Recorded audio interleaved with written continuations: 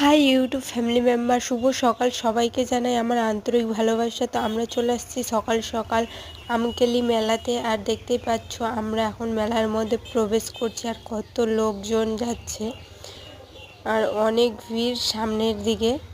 আর এটা হচ্ছে আমকেলি মেলার গেট ফার্স্ট। তো আমরা এখন প্রবেশ করব মেলার মধ্যে। তো দেখতে থাকো আর আশা করি ভালো লাগবে। আর আমি তো ফার্স্ট টাইম এই মেলাটাতে এসেছি। আর কে কে আগে এসেছো বা আজকে এসেছো কমেন্টে জানিও অবশ্যই।